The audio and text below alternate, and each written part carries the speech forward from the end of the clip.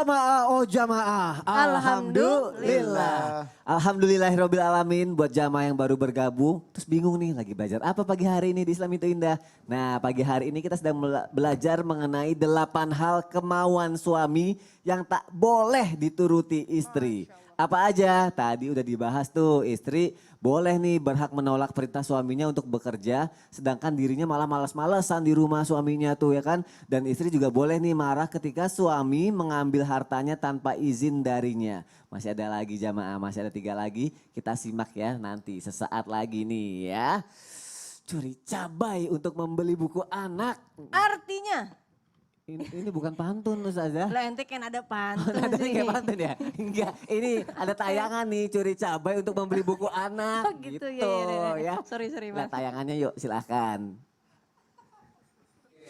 Aksi pencurian cabai rawit yang dilakukan bapak 2 anak tersebut terjadi di Pasar Sayur Muntilan. Dengan mengendarai sepeda motor, pelaku langsung mengambil 3 plastik cabai rawit merah seberat 16 kg yang berada di dalam kabin mobil pickup yang ditinggal pemilik berbelanja. Warga yang mengetahui aksinya kemudian mengejar. Saat mencoba kabur, pelaku jatuh dari sepeda motor dan dipukuli warga. Yang dimuliakan Allah, ini pertanyaan yang tadi aku tanya sama Habib nih sebelum jeda iklan nih. Boleh gak sih seorang istri dan anak nih berhak menolak pemberian suami dari hasil haram?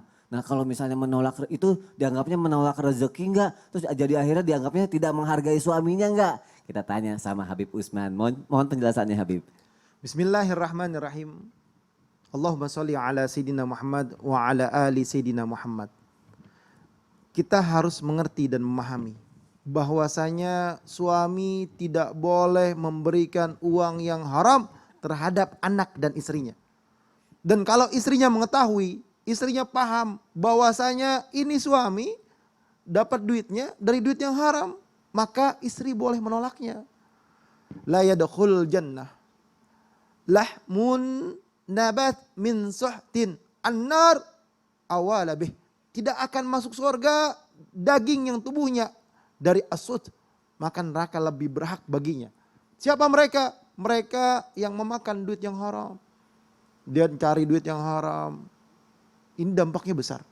Tadi itu contoh kita lihat. Ya. Dampak duit yang haram bahaya bagi dirinya. Ketangkep, pidana. Dia ngambil duit yang haram, di penjara. Iya. Dia nyolong, dia penjara. Membahayakan bagi suaminya. Istri harus wajib untuk nasihatin. Jangan, kakak, AA, sayang, Kang Mas. Jangan. Kita cari aja yang halal. Walaupun sedikit, insya Allah berkah. Walaupun sedikit bermanfaat bagi anak kita.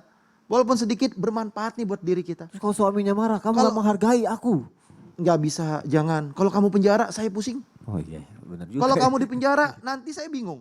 Oh iya. Nanti saya kawin lagi. Oh enggak.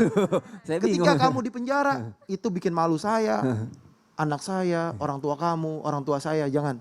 Jangan. Dan juga Allah nggak akan ridho. Nggak akan ridho. La yardu anhu rabbuh. Nggak ridho Allah sama orang kayak gitu. Kenapa? Mengambil daripada yang bukan haknya. Haram. Masuk ke dalam daging, darah, dirinya, jiwanya. Kasih ke anaknya. Anaknya masuk lagi ke dalam dagingnya, tubuhnya. Susah buat hafalan Quran. Susah ilmu masuk. Susah mengerti dan memahami ayat-ayatnya Allah. Susah untuk menghafal hadis. Karena apa? Karena dia makan duit yang haram. Disuruh sholat nanti susah anaknya. Suruh mengerjakan satu kebaikan. Karena ada dalam dirinya duit yang haram. Maka menagih kepada kemaksiatan dan perbuatan dosa. Istrinya menagih kepada perbuatan dosa. Suaminya menagih kepada perbuatan dosa. Anaknya sulit untuk mengerti dan memahami ilmunya Allah Subhanahu wa ta'ala. Maka oleh karena itu, dampak daripada uang yang haram berbahaya bagi satu rumah tangganya. Suaminya mempunyai dampak yang besar. Menagih kepada kemaksiatan, selalu berbuat kemaksiatan, akhirnya dia berbuat zina, dia judi, dia khamar dan lain sebagainya. Bahaya. Dan resiko besarnya bisa dipenjara. Dampak bagi istrinya, akhirnya istrinya tukang marah-marah, galak sama suaminya. Kenapa? Kebanyakan makan duit yang haram. Ya. Setan masuk ke dalam pikirannya, jiwanya, memancing tubuhnya untuk selalu melakukan perbuatan dosa. Kenapa? Karena dia makan duit yang haram. Menjadi daging, menjadi darah. Darahnya menjadi darah yang haram. Dagingnya menjadi daging yang haram. Tubuhnya menjadi tubuh yang haram. Menagih kepada kemaksiatan. Anaknya makan. Anaknya susah masuk ilmunya Allah. Anaknya nikmatin. Anaknya berat untuk mengerti dan memahami ayatnya Allah. sholatnya jadi malas, ibadahnya malas, dekat kepada Allahnya malas. Akhirnya apa? Satu rumah tangga ini menjadi sebuah kehancuran karena ulah daripada uang yang haram. Maka oleh karena itu doakan. Doain suaminya biar dapat rezeki yang halalan thayyiban. Allahumma aftah halana ya Allah ya Rabb. Wa rizqan wasi'atan mubarakah wa rizqan halalan thayyibatan mubarakah ya Allah.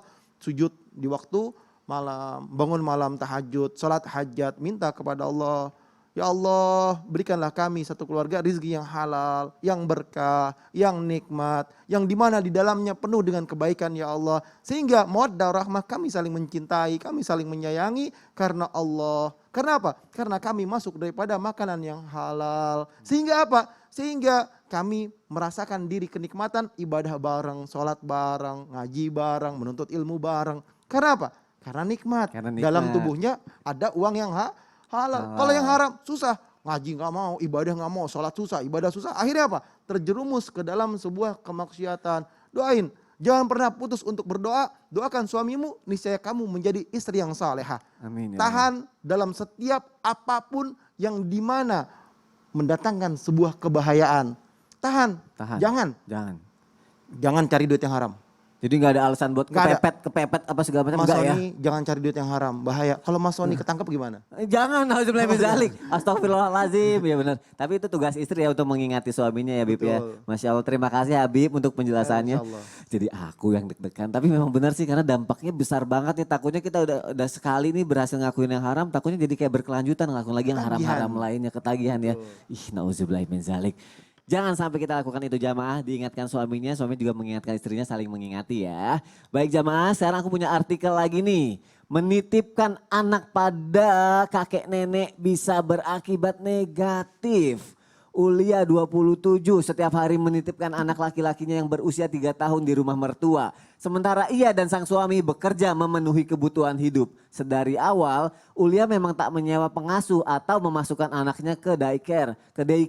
Karena ia lebih percaya pada pola asuh yang diterapkan mertuanya. Nggak ada pilihan, saya kurang bisa percaya pembantu. Takut mereka nggak fokus kerjanya. Katanya mengungkapkan alasan kepada Tirto. Pilihan lain untuk menitipkan anak di daycare atau tempat penitipan anak pun ditentang mertua dan suaminya. Alasannya klasik, jika masih ada keluarga sendiri mengapa harus diurus oleh orang lain. Wah, ini sebuah kasus juga yang mungkin kita harus cari tahu juga penjelasannya ya. Karena dalam sudut pandang Islam nih bagaimana nih mengenai, kalau ini dalam sudut pandang Islam ya Ustazah dulu aku mau nanya ya. Kalau kasusnya begini, si suami nyuruh istrinya nitipin anaknya ke mertuanya atau ke keluarganya, ke orang tuanya. Dengan alasan udahlah kamu kerja aja, kamu cari uang, bantuin saya kerja gitu. Si istri berhak nolak apa enggak? Mohon penjelasannya. Ya, pemirsa yang dirahmati Allah, insya Allah mudah-mudahan Allah berkahi keluarga yang sakinah, mawaddah, warahmah. Nah artinya seperti apa? Yuk sama-sama kita ada kerjasama antara suami dan istri dan tahu hak dan kewajiban masing-masing. Terlebih ketika sudah punya anak, maka harus senantiasa menjaga bagaimana mendidik anak-anak menjadi anak-anak yang soleh dan soleha. Ya, jadi ketika tadi ditanyakan gimana nih? Alhamdulillah kalau misalnya suaminya memang benar-benar bekerja dengan keras, kemudian membiarkan istrinya ya ini tugas kamu untuk di rumah menjaga, mendidik, membimbing anak-anak kita. Alhamdulillah. Cuma memang ketika suami dan istri bekerja dan dititipkan kepada ibunya atau mertuanya, ini yang benar-benar harus kita jaga ya, harus kita perhatikan. Mohon maaf sekali ketika kita menikmati untuk menitipkan ya udah deh biar aja deh. Lagi juga kalau untuk sama pembantu kayak khawatir pola asuhnya nanti kurang, udah sama neneknya aja, sama ibu sama bapak kita aja. Nah mohon maaf sekali dalam Al-Quran surah Al-Isra ayat 23, wa qadha rabbuka alla ta'budu illa iyyah wa bil walidaini ihsana. Ini ada tauhid yang bagaimana kita senantiasa menyembah hanya kepada Allah, kemudian bakti kita kepada orang tua, berlaku baik. Terlebih ketika sudah lanjut usia, maka ada dalam pemeliharaan kita. Jangan sampai dari segi bicaranya saja mudah untuk mengucapkan atau kata-kata yang tidak baik, tidak sopan santun terhadap mereka.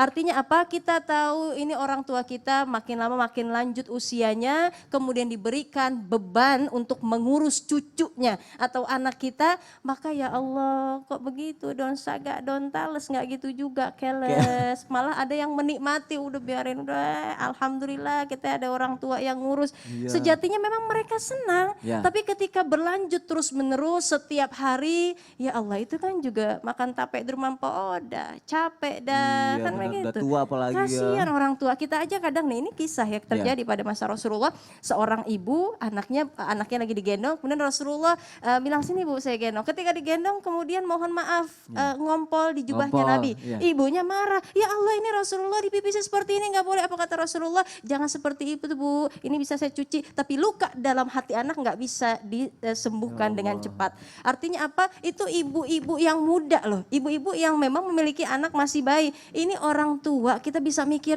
ya diompolin, ya diberikan makan. Belum lagi anak-anak jalan sana sini. Anak-anak kan aktif, masa mereka meniru, explore gitu kan. Nggak kesian sama orang tuanya. Inilah kita perhatikan bakti kita kepada orang tua. Jangan menikmati ketika kita merasa nyaman, udah biarin tidak. Tapi harus perhatikan bagaimana mereka usia lanjut, capek, ibadahnya seperti apa. Orang tua pun juga harus mempersiapkan ibadahnya, ngajinya. Kemudian juga dari segi sholat sunnahnya, sholat wajibnya jangan sampai terhalang. Karena anak kita yang memang harus kewajiban mengurus. Sejatinya wajib pengurus adalah orang tuanya, khususnya ibu.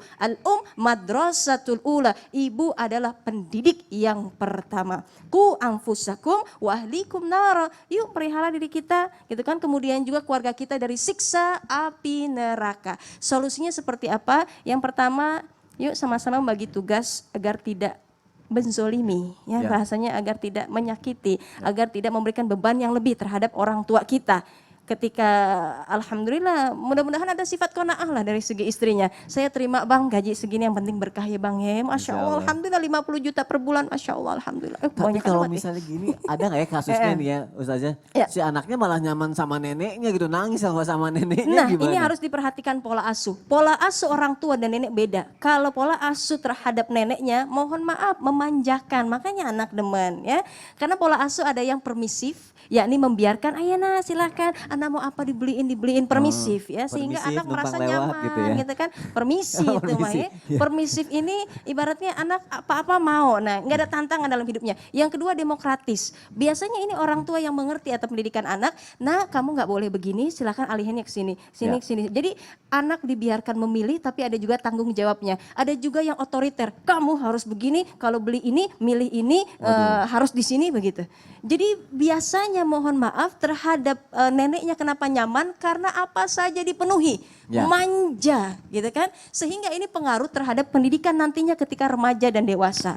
Harus ada peran orang tua agar anak punya tanggung jawab. Ada demokratis di sana, gitu. Anak Masya nyaman Allah. karena ada permisi. Dan lagian kadang kita sebagai orang tua kan sayang ya kalau ketinggalan atau kehilangan momen bersama anak ya ketika Betul dia sekali. tumbuh dewasa, ketika Betul. dia belajar agama dari awal pas segala macam ya Betul, Ustazah dan ya. ini masa anak-anak mempengaruhi terhadap lebih besarnya pada tingkah laku ketika remaja dan dewasa. Insya Allah mudah-mudahan ubur-ubur di sungai liat, hati-hati kita nyebur dalam maksiat. Masya Allah. Jazakillah khair Ustazah Lulu, ya Allah bagus sekali penjelasannya, semoga bisa menjawab semua keluh kesah jamaah yang ada di rumah ya. Jamaah kita lanjutkan lagi nih ya, sekarang ada jamaah yang mau curhat online nih ya. Kita lanjutkan lagi dan alhamdulillahnya kita sudah terhubung dengan jamaah yang siap untuk curhat online dengan kita. Mau curhat insya Allah dicarikan solusinya sama guru-guru kita. Assalamualaikum warahmatullahi wabarakatuh. Waalaikumsalam. Masya Allah, silakan mau curhat apa? Ada guru-guru kita di sini, insya Allah nanti bisa dicarikan solusi yang terbaiknya. Silakan. Bismillahirrahmanirrahim. Assalamualaikum warahmatullahi wabarakatuh. Waalaikumsalam warahmatullahi wabarakatuh. Kepada Ustadz Habib dan Ustadz Jalulu serta Kak Soni ya, saya punya masalah dalam rumah tangga saya. Sebelumnya saya sekeluarga baik-baik saja, hanya belum maksimal untuk menjalankan rumah tangga karena saya menikah dalam usia muda dan akhirnya rumah tangga saya berakhir dengan perceraian.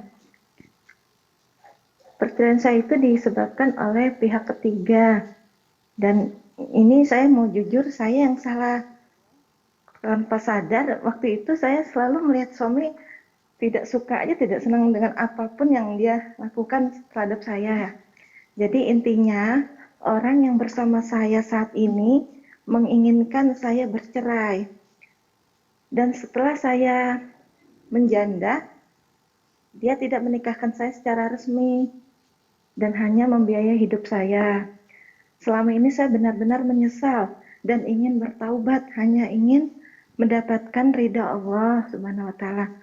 Pertanyaan saya, bagaimana saya untuk bisa kuat dan sabar serta bisa membenahi hidup saya lebih baik lagi dan mendapat ampunan Allah Subhanahu wa taala? Dan kiranya itu saja Ustaz atau Ustazah. Baik, itu aja ya Bu ya. Berarti Ibu pengen merubah Iya. diri menjadi lebih baik atas mungkin bisa dibilang kesalahan masa lalu ya Ustazah ya. Karena ada masalah-masalah yang tadi disebutkan. Oke Bu, mau jawabannya Bu? Iya. Iya, kalau mau jawabannya Ibu jangan kemana-mana Bu. Karena setelah yang satu ini nanti dijawab sama Ustazah Lulu dan juga Habib. Dan juga nanti kita akan berdoa bersama-sama ya Bu ya. Ibu, Iya. Ibu tetap di Islam itu indah, jamaah juga tetap di Islam itu indah. Jangan kemana-mana. Jamaah, oh jamaah, alhamdulillah.